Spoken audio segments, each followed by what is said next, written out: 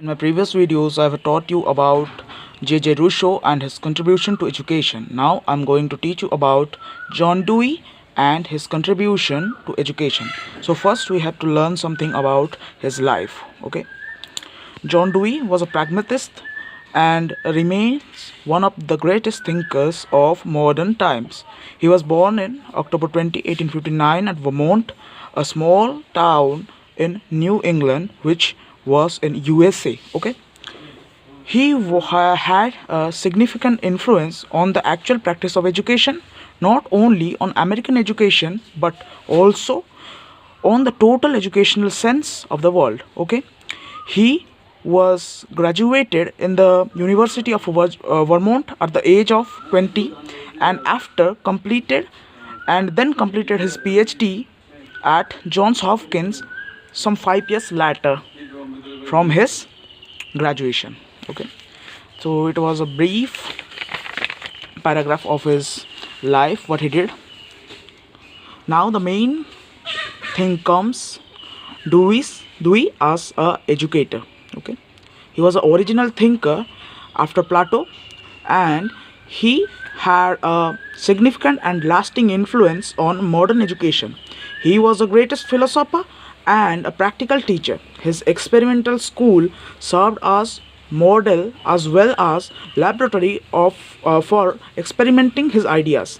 He gave a lead by pioneering the concept of experimental school.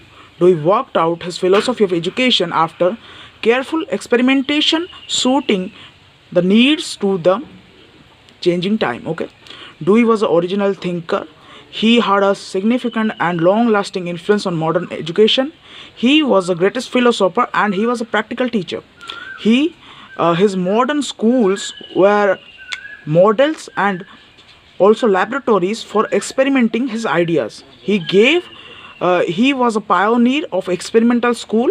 He worked out his philosophy of education after the experimentation of his ideas on in accordance with changing time. Okay, his practical education was suitable for the changing time and modern educational needs. Okay, second, practical educational philosophy. His philosophy of education was practical.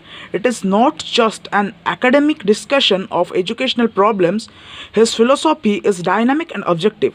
Okay, he experimented his ideas and then formulated a philosophy. Okay, so first we have to understand that Dewey was a practical man, a practical person. He accepted every educational aspect which was practical according to his point of view. Okay, he experimented everything keeping the practical use of that thing, and then when that experiment went successful, then he made that educational philosophy. Third is his progressive outlook on education. He gave a progressive outlook on education. To him, education was life itself. This must be lived in the school. His function of philosophy and sociological aspects of education is a really a great contribution. Dewey established an organized relationship between individual and society, which is an undercurrent of democratic movement in education. Okay, he was a progressive person. Okay, he said that education is life itself and it should be lived in school. His function of psychological and sociological aspect of education was really a great contribution to education. Okay, he established and he gave efforts to organize the relationship between individual and society.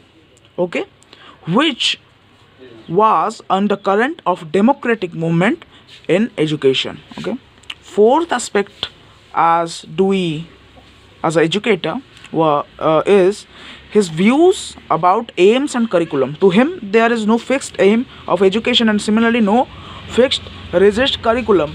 It is a revolutionary idea and a controversial point at the same time. His concept of life-centered and experience-centered curriculum again is a remarkable and progressive idea. His project method, experimental method, problem-solving method, idea of learning by doing really set a stage for future experimentation. So, this point has a relation with the previous 3 points. So there is no fixed aim and fixed curriculum of education according to Dewey, because he was a practical person and his philosophy of education was in accordance with the changing time and modern needs of education. Okay, so he did not gave any fixed curriculum or aim of education.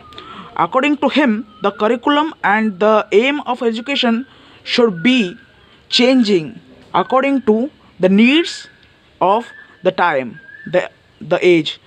This is modern age. We have new needs, and according to those needs, our education, our curriculum of education, the aim of education should be changing. Okay. Dewey as a prolific writer. So Dewey was a prolific writer, and he immensely wrote on education. He produced a number of books. I marked some books. The names of those books are very catchy to remember. So I marked some names of his books. First is School and Society. Second is School and Child. Third is School of Tomorrow. Fourth is Democracy and School. Fifth is The Child and Curriculum. Sixth is Experience and Nature. Seventh is Education Today. So these seven books have a catchy name, so I marked them. You can get a screenshot to remember these names. Okay, so in next video I will teach you about his general philosophy and his Dewey's educational philosophy and general philosophy. Till then, watch my previous videos on Rousseau, on Aurobindo, on Gopabandhu Das, and on Gandhi. Okay, if you like my video, then like and share this video, and don't forget to subscribe my channel. Thank you for watching my video.